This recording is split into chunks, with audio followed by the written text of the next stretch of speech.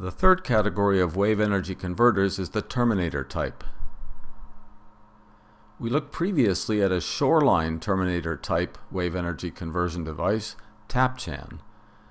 You may recall that the key components were a water reservoir, a wave channel to focus the waves. Those waves then flowed over the top of the channel to fill the reservoir, and then a conventional low-head hydraulic turbine was used to generate electric power. However, our focus is on offshore. So of the Terminator type wave energy conversion devices for offshore development, Wave Dragon has the most information available, which is why I've chosen it as an example. So let's start with the company's description. Wave Dragon is a floating, slack-moored energy converter of the overtopping type. So essentially there's a ramp which elevates waves to the water reservoir above sea level. Water flows through turbines to produce mechanical energy, and a generator produces electrical energy. The main components include a main body with a doubly curved ramp, 2 wave reflectors, a mooring system, and propeller turbines with a permanent magnet generators. So this image illustrates the basic concept of floating water reservoir. The ramp on the right shows the wave kinetic energy converted into potential energy to fill the reservoir by overtopping. So this is the fill side. The ramp is here. This then creates a difference in water level between the reservoir and the sea that is used to drive a low-head water turbine located here. There is a nice video posted on YouTube that shows Wave Dragon prototype in operation. So if you're interested in learning more about the operation, certainly suggest that's worthwhile. This image shows an overall view of the Wave Dragon. The upper left shows the floating reservoir with turbines. There are 7 white circles in this particular version. And then we also have the wave reflectors on each side of the ramp, so shown here. These reflectors focus the waves onto the ramp, the same idea as the tapered channel of the TAPCHAN. So the concentrated wave then overtops the ramp and fills the reservoir. Note that the wave reflectors are separate floating structures held in place by mooring lines. This table summarizes some key Wave Dragon specifications. The second column has specifications for the 20 kilowatt prototype. So I've highlighted the power ratings in red here. Designs have been developed for full-scale 4 megawatt and 7 megawatt units, and their specifications are presented in the third and fourth columns, but none have been actually built. Note that even the prototype is large. The basic unit has dimensions of 58 by 33 meters and weighs 237 tons. That's not including the 2 reflectors, which are each 28 meters in length. So the Wave Dragon has some interesting characteristics. The main unit, so the reservoir and its ramp, the height of that can be adjusted depending on the wave height. So there's some ballast tanks, and by varying the amount of air in the ballast tanks, the height can be adjusted.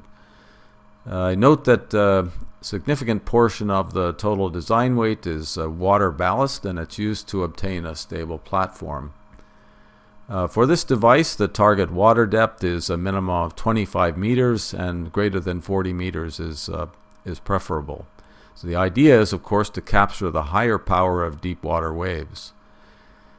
Because of the size of the Wave Dragon, once it's in place, it's designed to stay there, and so this unit is intended to be serviced in place, unlike point absorbers or attenuators, which are smaller and can be towed to shore for repair, and the components are in fact much less accessible. So the prototype was tested extensively. The 20 kilowatt unit was installed at a location in Denmark, tested for a 2-year period, and interestingly enough was grid connected as part of those initial tests. A modified prototype was tested at a different site with higher waves in 2006 to 2008. And during the testing, a total of 20,000 hours of operation was accumulated. So the wave energy absorption performance of the unit was verified by the prototype testing. So the prototype is shown in this particular photograph. The main unit is shown, and also the right side reflector. So this is the reflector, and here's the ramp for the main unit. This is in an early stage where the instrumentation trailer on board. Just to illustrate the ramp in action and the overtopping, here's the ramp. You can see the red edge of it with the wave sloshing over into the reservoir where the inlets to the turbines are. Okay, now this is one of the reasons why I chose this unit. We actually have some performance data available. On the basis of the prototype test, this table contains projected performance for the 7 megawatt unit, right? So this isn't measurements of the 7 megawatt unit, which hasn't been built, but projections from the prototype. So the 7,000 kilowatts you see here, that's 7 megawatts. So once again, note the power limiting that takes place. You can't exceed the generator rated capacity. So we have a region where all these 7,000 kilowatt outputs, where the power from the waves could allow higher production, but there's a power limiting feature to protect the generator. So this table shows the power now as a function of significant wave height here, and the peak period shown along here.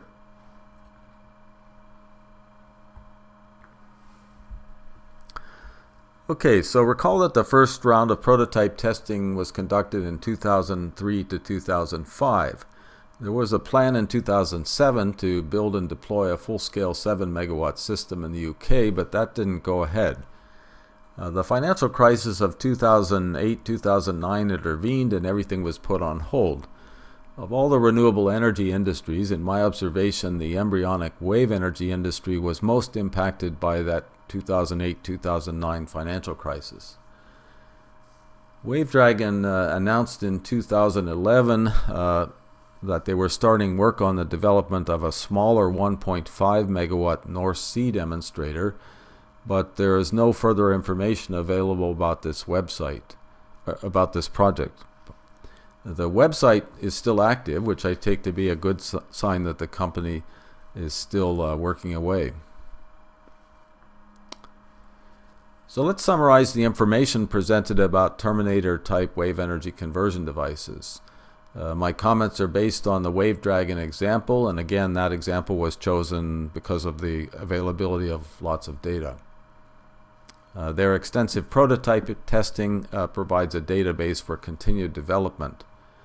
One feature of this technology is it uses proven low-head turbine generators from hydroelectric practice, so at least the power generation component is not a development project. However, full-scale tests are needed to confirm the potential. Performance, durability, and survivability all need to be demonstrated. And since this has only been tested in a smaller output prototype, the scale up to full scale may be a costly process. I think especially in this case because it's not modular. Unlike point absorbers or attenuators that are modular units and you construct a wind farm of many modules, these types of devices, they're fairly large, and you have to go full scale right away, which makes things very challenging financially. There aren't any specific practice exercises for this lecture, but try searching to see if you can find other offshore Terminator type wave energy converters that might be available.